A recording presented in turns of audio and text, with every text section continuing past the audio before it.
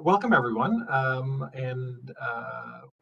I'm Markus Wagner. I'm Associate Professor of Law at the University of Wollongong, and together with James Nedumpara from the Center for Trade and Investment Law, we will be talking about agricultural issues in a future India-Australia trade agreement. And we say a future India-Australia trade agreement because we don't know what that trade agreement will look like. So what we're trying to do here is really identifying issues around agriculture, TBT and SPS issues, as you will see, in what may or may not become a future trade agreement between India and Australia. So, as you will know, both India and Australia are major agricultural producers. And James, I'll kick off to you to do the introduction to India.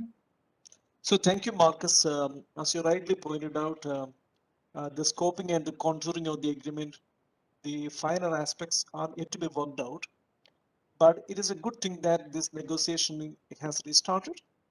And when you really look at these issues, both India and Australia are agricultural economies. For India, I think agriculture has a very important role, not only in the economy, but in terms of preserving livelihood as well. It constitutes nearly 16% of the GDP. That number may not be very high, and it also contributes to around 12 to 13% of the overall exports. But many people say that agriculture basically absorbs the slack in India, given the level of unemployment and especially the kind of income insecurity people may have. The agriculture is basically the most important sector so far as the economy is concerned. It also engages the maximum number of people. But there are many challenges in the agriculture sector. On the one hand, India is an extremely competitive producer of agriculture products, but sometimes, there are many problems, mainly with respect to the nature of pricing mechanism of food agriculture produce. The second is that most of the production is happening within, what you call as small land holdings. So most of the farmers may have extremely small land holdings. It is not actually industrialized. And therefore, any kind of significant surge of imports from other countries can also lead to price volatility. And therefore, it can have an impact on the livelihood and income security of farmers in India. And that is actually the pressing issue so far as India is concerned, despite its inherent advantage in the agriculture sector. Over to you, Markus. Thanks, James. And I think this is sort of maybe even an opportune time, as at least my understanding is that the ongoing protests in India are exactly around the issues that you just mentioned, right? And at least reporting in various outlets has said today that the Indian government seems to be withdrawing some of these the planned reforms in India surrounding the agricultural sector. So Australia is a different animal, if you will, in many ways. The share of the GDP is even lower. It's 2% of GDP. But if you look at the land use in Australia, it's actually really, really high. It's 55% of Australian land is being used for agricultural purposes. That's both grazing and field or crops rather. But it's only making up 2% of the GDP. Similarly, employment is relatively low at 2.6%. That's because most of the major crops, it's largely mechanized and very much, and in contradistinction to India, very much concentrated in large farms. 70% of Australia's production is for the export market. And you can there see sort of the economies of scale, if you will, that permit that. And despite all of these numbers, if you look at them, relatively small percentage of GDP, relatively small individuals who are employed, the agricultural sector is simply put one of the most politically powerful actors in Australia. And I think that's partially to do with history, but it also, there's certain pride involved in this.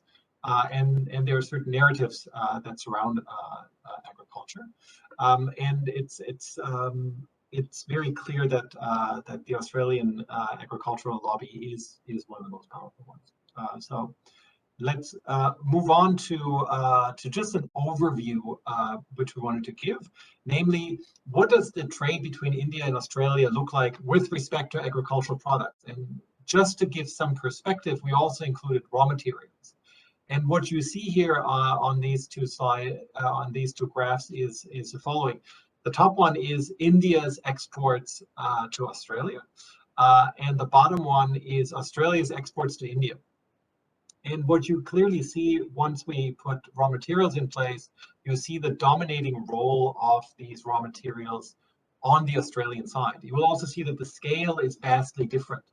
Right? The scale is India, relatively minor exports in these sectors compared to Australia, and that's clearly dominated because of raw materials. But I think the upshot for us, at least, is there's huge potential. But we'll point now to many of the problems that both India and Australia may face in this agricultural future chapter of a trade agreement. So, James, I think this is over to you again.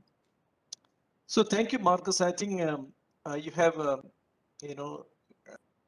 very effectively spoken about the potential of both the countries in the agriculture field, how agriculture matters to both the economies, and the reality that both the countries have got hardly any trade, especially in the field of agriculture. But when we really look at the climatic conditions in India and Australia, there are major gains to be made. When it is summer in India, it is winter in Australia, and vice versa. So when we really look at some of the products like maybe grapes or apples or oranges for that matter, there is a significant amount of complementarity as well, given this kind of seasonal changes. But despite the I think the low amount of trade in agriculture, India is the 6th largest export destination for Australia, and we have to understand the fact that India is a huge market with an ever-growing urban population. So let me try to highlight some of the products in which trade can be mutually beneficial for both the countries. And especially for Australia, India has a shortfall in certain agricultural commodities. Pulses, again, sometimes the demand will fluctuate in India, grains, fruits, and when we think about fruits, apples and grapes, then of course edible oil. One of the most important edible oils that is actually sold in India is canola oil, and for which there is a huge production in Australia.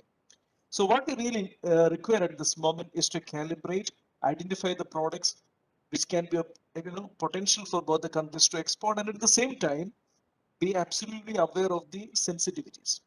And to an extent, the sensitivities can be preserved by looking at the seasonalities, the changes in the production patterns, etc. The last item which I would like to mention is the opportunity in the value-added products. So if you look at some of the products like wine, India has got a fairly high customs duty for wine. Which is around 150%.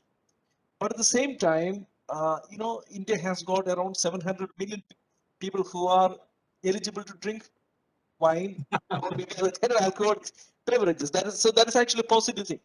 At the same time, India has also a fledgling industry, a wine industry, situated in Karnataka and Maharashtra. People might have heard about the Nasik industry, which is in Maharashtra. So India also has, an industry which is actually coming of age. So that is why we have to make sure that the growing demand of both the countries can be met while providing certain amount of comfort and protection to the domestic industry. And once we are able to manage this thing, trade in agriculture can be feasible. So Markus, over to you to explain the additional points. Sure.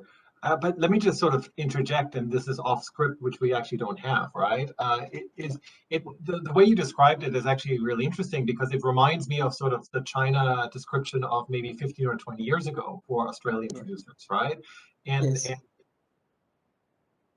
again, with a growing urban population that then wants to have these value-added products, for example. But the one thing, and we won't resolve this here. The one thing is that's really all interesting for Australian producers going to India. I'm still trying to grapple what Australia will offer India in return, right? Because that's, I think, the trick about all of this. So I think this is still you actually, but I'm originally, but I'm happy to run through this. So India, I think, has various products that Australia might want, right? So if you think about certain rice variations, spices, condiments, honey, tea, coffee, and ground nuts. Indian mangoes are as you said, in a different seasonality as compared to Australian mangoes. It would be fantastic if we had mangoes at a much lower price range at certain seasons here in Australia. There are certain marine products and obviously some products where there would be potential, and that's all we're saying. It's potential, and the question then becomes, of course, in the Australian context, and we'll get to that, SPS concerns. But I think here we come to the sensitivities that I'm passing on to James again. Marcus, I think you are absolutely right. So I referred to some products in the previous slide. So think about items like honey. You can actually get the best honey in India, which are grown in the Himalayas in states like James, Uttarakhand and let me other just places. let me Yeah. interrupt you. Don't tell that to the Australian farmers, and don't tell that to the farmers in New Zealand, where there's a dispute about manuka between the Australian producers of manuka and the New Zealand producers of manuka. So, but I'll grant you, the honey in the Himalaya is very, very good. Absolutely. I think I'm not denying any of these things. I'm only trying to highlight the points where, Australian consumers can actually get a better product. Anyway, right? But there are other products as well. I mean, there is an item called shrimp and shrimp products, or maybe prawns and prawn product. India's actually, India's economy, I think, grew substantially in marine resources. If you look at India's exports profile, India has a substantial, I think, a growth in exports in marine products. And my belief is that, still there are certain kind of SPS related measures, basically with respect to uncooked prawn and prawn products. So maybe I think, from a biosecurity point of view, I think Australia, as all of us understand, is very keen to preserve, its exotic status, and also to make sure that, this kind of pest contaminants and additives from other sources do not actually enter the country. So that is a perfectly understandable thing. But provided we, actually make some kind of a headway in this area, trade can be promoted.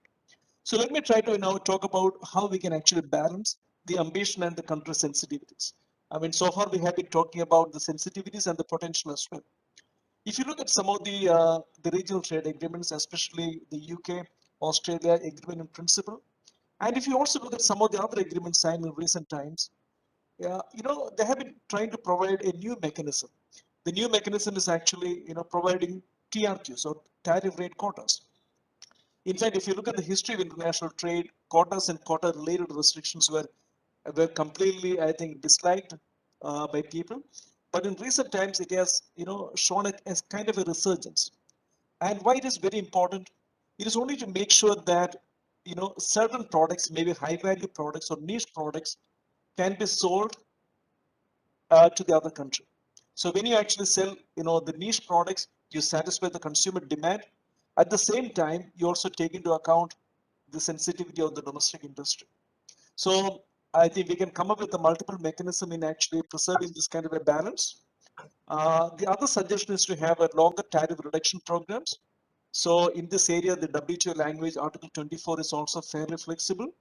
What is actually substantially all trade is, it can be interpreted. It is, the interpretation is very elastic at the moment.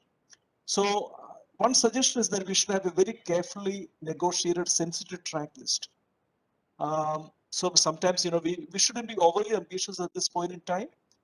And we should also provide some kind of a review at the end of a period. So what is actually, happening in India's FTAs with the ASEAN countries, there is a review period after some time. Even the USMCA agreement has actually a review period. So it is basically, important to get this domestic industry support, the stakeholder support for this kind of activities. I would also like to talk about the sensitivity, one sensitivity of India. If you look at the agriculture sector, I mean, it's a fact that India has got subsidy programs. and India runs a number of MSP programs. That is actually, the procurement programs based upon food security reasons. And as I mentioned earlier, it is very difficult to get a remunerative price for agriculture produce in India. And if government basically, scraps these kind of programs, there will be a huge outrage in the country. And Marcus mentioned about the repeal of the farm laws in India, so which was actually intended to reform the sector. So it is again a very sensitive item in India. And if you look at even the WTO negotiations, we have got a ministerial conference coming up in 2 weeks. Finding a peace clause or a lasting solution for providing some kind of a domestic support for agriculture produce is actually a very important issue on the table. So in these areas, I think both the countries will have to basically balance their ambition. And Marcus, you are very much aware of the sensitivity of Australia with respect to biosecurity issues. Maybe you can expand a bit more on that. Sure. So as most people will know, Australia basically has no tariffs on imports, pretty much any imports. It's a very low tariff place. But as someone who's just come to Australia roughly 3 years ago, when you then start looking, there is still a form of protectionism, at least from my perspective. Other people may disagree, going on, namely through the so-called biosecurity rules. Right, almost every single agricultural product has some form of biosecurity rules on it. And as you said, it's a particular flora and fauna that is supposed to be protected by these rules. And query simply, I'm not taking a strong position here, query simply whether some of these rules are really for the protection of this particular and special flora and fauna, or whether they have been put in place because of the, I would say, outsized influence of the farming lobby, right? And so there's no doubt some of the biosecurity rules are very sensible, and the question is where the line is to be drawn there. My own take is, and having spoken to people in Canberra about this, I think Australia has been, for example, relatively lucky that there was no WTO complaint being brought under the SPS agreement since, I think, 2009, when Australia was taking measures against apples from New Zealand, of all places, right? Which, because of the agreement between New Zealand and Australia, they live by the same standards, right? So even there was an issue that had to be resolved, as we all know. So I simply flag that as a sensitivity that, rather than tariffs, nevertheless protects to a great extent Australian farmers, and to the extent that may become a problem down the line. Now, the question, of course, is what Australia, in that sense, then can offer in this agreement, right? And we're trying to sort of say what Australia can offer is investment, rather than sort of some reciprocal access for Indian products. As you say, and you're more the expert in this, obviously, than I am, but the Indian market is much more characterized by small landholdings, right? And so that is one element. I think that's always been important. If you go back to old reports by, say, Paul Bluestein on this was like 20 years ago, on when Lamy was still Director General at the WTO, Indian farmers have always played an outsized role in negotiations about agriculture. Now, I was pretty shocked by the fact that 30% of India's total agricultural produce is wasted because of logistics, problems with power outages, refrigeration, storage facilities, and so forth. There may be ways to collaborate there. Then, of course, whenever you go to northern India towards your winter, the burning of remnants of or in the fields has always caused problems, and makes environmental problems even worse at certain times of the year. Now, that may lead to the possibility of investment in agriculture waste treatment or post-harvest value chain developments, in the sense of what Australia can offer in such a future trade agreement. Now, James, I think you were going to talk about the TBT concerns that India has raised, not only with respect to Australia, we'll get to that in a second, but more generally speaking. Thank you. Marcus, I'm glad that you actually cited some of the landmark WTO decisions, cases like the Australia salmon, the Australia apple. Australia has always set the benchmark when it comes to the SPS and the TBT regulations for that matter, including the plain packaging case.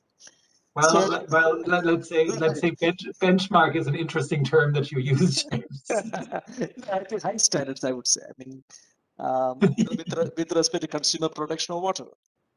But there have been issues with between both the countries. I think you rightly mentioned about the mangoes. India is actually home to some of the finest varieties of mangoes, again the Alfonso and the Casa variety. India has actually 1,500 varieties of mango, and I do not know to what extent the Australian consumers are actually lucky enough to have a bite at them. So at the same time, there are some issues between the countries. One is actually the canola oil. So when the canola oil is actually imported to India, I think the trade name is actually imported rapeseed low E acid oil. That is a canola oil, and the term imported is also prefixed. Sometimes I mean, people who have actually read about this kind of nomenclature are absolutely familiar about the trade and the trade impact of this kind of labeling or naming requirements. One interesting case that we study in trade law is actually the easy sardines case. Whether it's a Peruvian sardine or or an ex sardine, right? That is something which we are very familiar with. Here again, I think in most of these kind of areas, we have got international standards, we have got codex standards. So maybe as part of the future agreement, I think both the countries can, to an extent, try to harmonize their standards. And wherever international standards exist, I think both the countries can try to upgrade their domestic standard to international level as well. So the SPS and TBT is one area where I think if you can come out with, with a kind of pragmatic approach, we can find a solution to a number of trade issues. So I will also touch upon something related to beef in the next slide. So Marcus, can we move to the next one?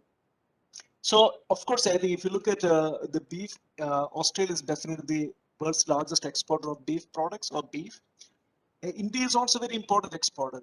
India basically exports, what you call as buffalo beef, and India is, I think, third or fourth in terms of the size of exports. So if you look at, the biosecurity measures taken by Australia, under the Australian regulations, the exporting countries will have to obtain a clearance on the BSE qualification to be able to export beef to Australia. So Australia has actually come up with its own categorization process. They have got category 1, category list of countries.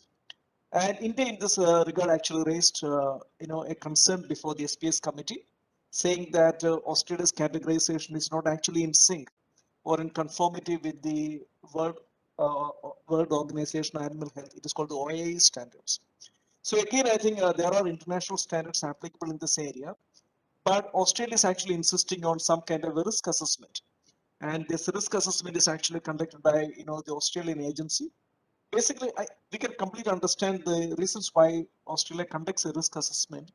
But when international standards are actually, available in this area, it will be in the interest of both the countries to find a common solution. So, of course, these issues are discussed at the WTO level as well, but in a bilateral trade negotiation, definitely it can be tackled in a much more effective and, I think, time-bound manner. Over to you, Marcus. Thanks. I can't not say something about this, James. I'd like to see that, and in some ways, because I've been working on SPS matters throughout my entire career. In some ways, I sort of hope that India may actually take this up as a case to the WTO, because my own take is that Australia has been sort of lucky. Of course, in Canberra, they would say that's not the case. We've been very diligent and we've worked very hard, and the appropriate level of protection is very high. My own take is that Australia has been sort of lucky so far, and the element that I mentioned before, that some of the rules may be more for protectionist purposes, is probably the example that you gave here with beef and offals of meat is a pretty good example of that, I think. Again, the agricultural lobby in Australia is just very, very strong, right? Even though it's a very small sector of the economy, in some sense, it has outsized influence, and I think you can see that in the SPS area in particular. So I think that's back over to you, James, actually, to continue with the SPS concerns. Thank you, Marcus. I think you touched upon a very important issue, which is actually the meaning of the term LOP. What is the appropriate level of protection? I think it has become extremely complicated. Generally in international trade, because many countries, assume a certain kind of zero risk tolerance, and they said that this is our level of protection. And then it becomes extremely difficult for the exporting countries to, even actually send even a ton of the product or even a small quantity of the product to that country. And that is why trade has been frozen. I mean, of course, we know about the Australia-New Zealand trade on apples, which I hope has resumed after 70 or 80 years of some kind of a blockade. The same thing happens with respect to a number of products. I should also say that India has also taken a number of SPS, or I can say TBT related measures as well. One measure is basically, the absence of GM products. So GM products cannot be given as an animal feed. So if there is any kind of a GM, I think trace of GM food in an animal product, then of course sanitary certificates or import permits are not given. The same is also true with rennet-free animal products.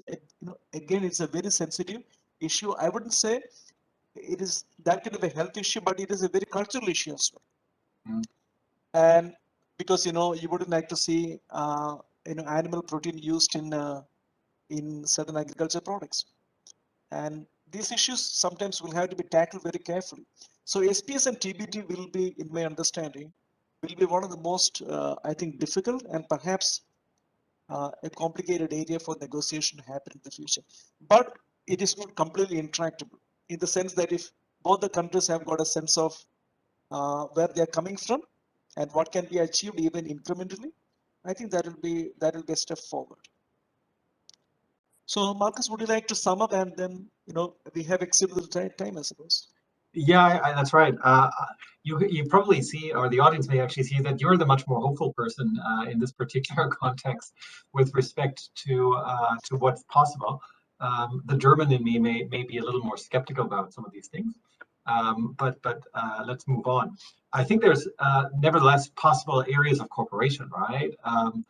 One question is whether the Australian standard is the gold standard, if you will, but maybe there's something to be learned nevertheless, right? And I'm not saying it's a one-way street of learning, and hopefully never is, but that heightened biosecurity standards in India may actually instill greater confidence as well in products to be exported elsewhere, right? The standards questions for India and sort of cooperation between the Indian counterparts to Australia's government agencies tasked with biosecurity, I think, is one area to address that.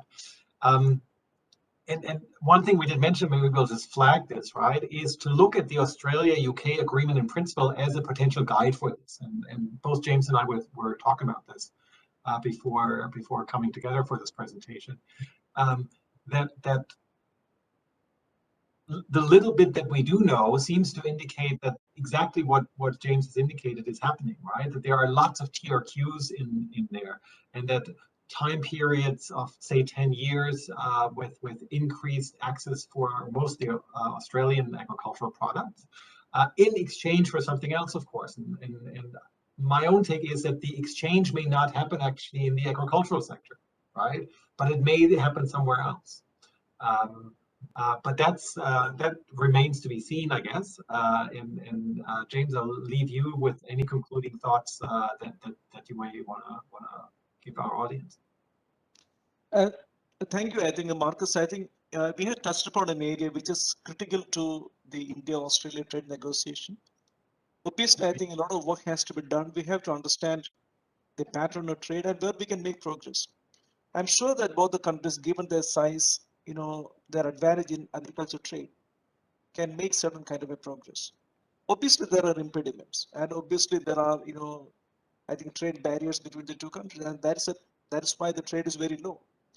But so that is why the counterfactual is not a good thing. We have to advance, and Agreed. advance with certain amount of a caution. So maybe I feel, this negotiation, this particular conference will provide some kind of an opportunity for people to talk about these issues, and perhaps help the negotiators also to identify common areas of agreement and move forward. So I mean I know the Germans are very meticulous, but I would like to remain on the optimistic side. Thank you, Markus. Thank you, James. Look, I've learned to be much more optimistic since I left Germany almost 20 years ago now. So let's just leave it there. Well, thanks everyone for what we hope was an interesting discussion between James Nedumpara and myself, and we'll discuss this further at the conference or the workshop next week. Thanks so much. Thank you.